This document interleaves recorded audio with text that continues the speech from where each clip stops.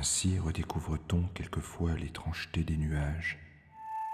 À la fin d'une journée qui a été très chaude alors que le soleil est encore haut dans le ciel, celui-ci s'assombrit rapidement à l'ouest, en même temps que se lève avec soudaineté un vent violent. En un pareil moment, on voudrait avoir pu discerner le lieu exact où il a commencé à souffler, sa source, comme d'une rivière. Changement d'ailleurs bienvenu qui aidera les coupeurs de lavande à achever leur travail.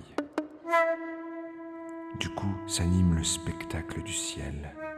Au-dessous du zénith resté d'un bleu pur, les plus hauts nuages, probablement des cirrus, sont d'immobiles lanières blanches, au-dessous et au-devant desquelles passent, venues du nord, de lourdes masses grises ou ocre, épaisses, dont les formes, quand elles se détachent de la couche la plus basse, la plus stable aussi, changent rapidement, s'effilochent, s'éclaircissent. Combien pèse un nuage ? La charge de ceux-ci est, du moins peut-on l'espérer, sans poison, sans germe de mort. Au contraire, peut-être fertile. Ils avancent donc très vite, mais avec une espèce de majesté, d'ailleurs rapidement entamée. On ne sait trop à quoi les comparer pour rendre compte de l'émotion qu'ils vous donnent, vaguement enthousiaste, comme on en éprouve serait-ce à son corps défendant devant n'importe quel cortège. Peut-être à des montagnes légères, instables, déracinées, désamarrées, ou à des troupeaux dociles au cri du vent, se bousculant, fuyant on ne sait quoi. À moins qu'il ne faille voir en eux plutôt des inventions du vent, variées, souples, mobiles.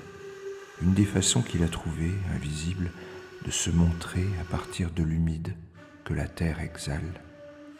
Je n'oublie pas tout de même que c'étaient des choses plus ou moins grises, plus ou moins sombres, et qui cachent le soleil. Des choses qu'on serait tenté plutôt certains jours de comparer, déchirées comme elles le sont, à des loques ou des haillons mouillés, et que la pensée ne les associe pas naturellement au bonheur. Il y avait simplement ce jour-là, et il en était allé ainsi durant tout l'été pour moi, que leur apparition inattendue, véhémente, sauvage, m'avait exalté par sa seule intensité, son relief, sa force de réalité avant toute autre chose.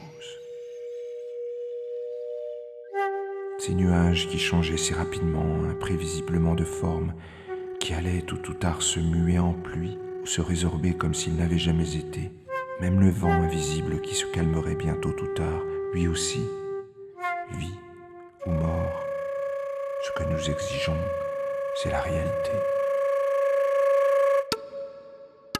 Mais que signifie ici réalité ? Rien de plus que ce qui ne peut pas ne pas paraître tel dans la limite de mes sens et de ma pensée, de mon corps, du monde qui est le mien, parce que le froid qui nous fait frissonner tout à coup, la chaleur qui nous a fait d'abord transpirer au moindre effort, l'ombre qui éteint les formes, le temps qui vous use lentement, rien ne permet de le mettre en doute. Voilà où nous sommes, voilà ce qui nous cerne, nous flatte ou nous blesse, nous exalte ou nous accable, ce qui a plus ou moins de poids, d'éclat, de mouvement. Voilà ce à quoi nous avons affaire le temps de notre vie et qui est inépuisable. Et dans quoi nous aussi sommes réels et non des fantômes. Car les fantômes ne souffrent ni ne jouissent, on ne peut en tirer du sang, ni des larmes.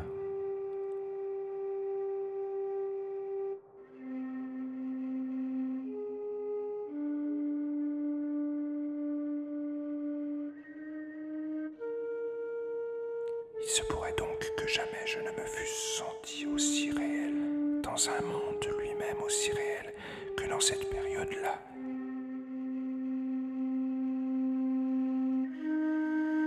Alors qu'il me faudrait bien quitter l'espace et le temps